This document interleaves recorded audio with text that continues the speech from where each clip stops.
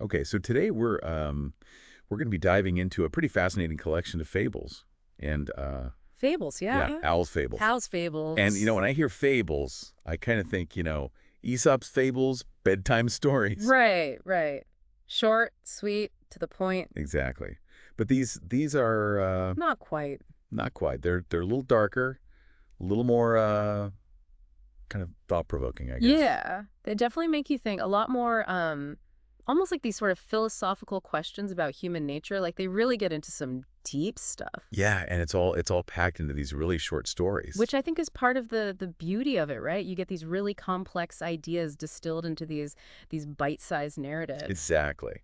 So for our listeners who maybe haven't encountered Owl's fables before, Yeah, let's set the stage a little bit. yeah, these fables, like we said, they're short, they're fictional stories, Mm-hmm. but they all have these little morals at the end. Mm. But they're not always like straightforward morals. No, no, they're definitely open to interpretation. Yeah, you really got to kind of think about them. Yeah. And they really do, like you said, they explore human nature, behavior, all sorts of, The big questions, right? Good and bad, right and wrong. yeah, yeah.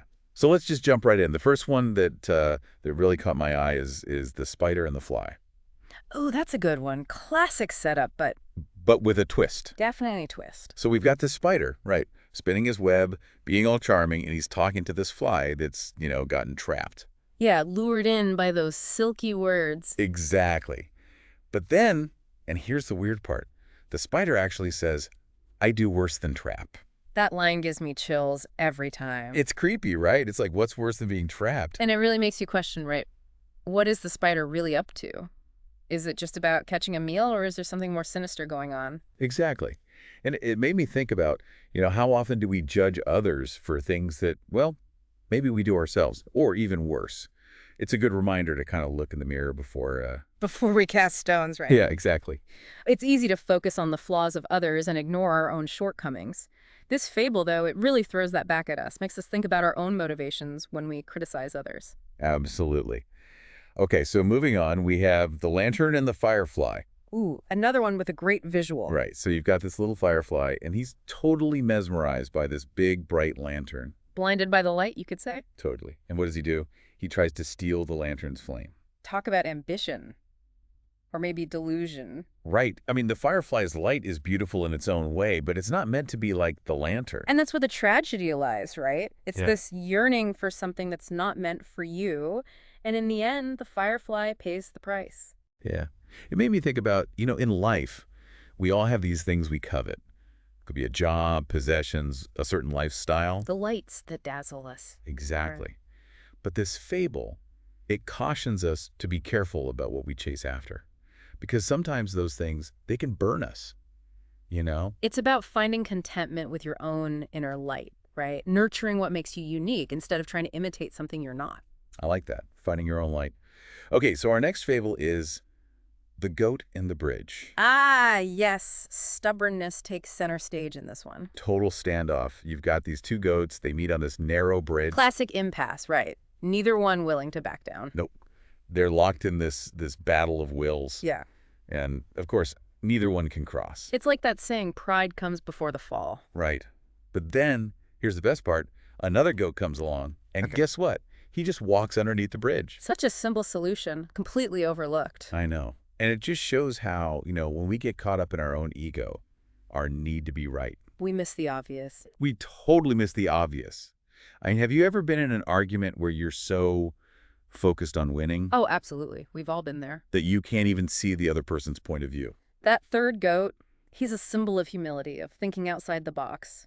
A reminder that sometimes the best way forward is to step back from the conflict and find a different path. Exactly. Okay, let's switch gears a little bit. The clockmaker and the sparrow. This one gets a little, Metaphysical. yeah. So there's this clockmaker, right? And he's not just any clockmaker. He can actually repair time, like fix broken moments. Time travel, but not in the way we usually think of it. Right, he's got this special clock that can turn back time. And at the end of the fable, he leaves town with the clock running in reverse. It's such an unsettling image, right? Shadows moving backward, everything out of sync. Totally creepy. And it really makes you question the whole idea of, tampering with the past. Yeah. Like, even if we could fix things, should we? Right, because who are we to decide what needs fixing? The past shapes us, even the painful parts. Maybe those broken moments are part of what makes us whole. It's like, are we trying to play God? Yeah. And what are the consequences? Yeah, the unintended consequences are always the scariest part. This fable really highlights that. It really does. Okay, we've got one more to go. The river and the stone. This one's a little different. It is. It's almost like a meditation on change. So we've got this river constantly flowing, changing, and then there's this stone sitting in the riverbed, all proud of its strength, its endurance. Solid, unyielding. Right. But the river keeps flowing, wearing away at the stone. And actually, there's nothing left of it but a hollow space. A poignant image, isn't it? It is. And it makes you think about, change is inevitable, The right? river of time keeps moving. Exactly. And sometimes trying to resist it, being inflexible, it can actually destroy us. It's about finding that balance, right? Knowing when to stand firm and when to adapt. Yeah.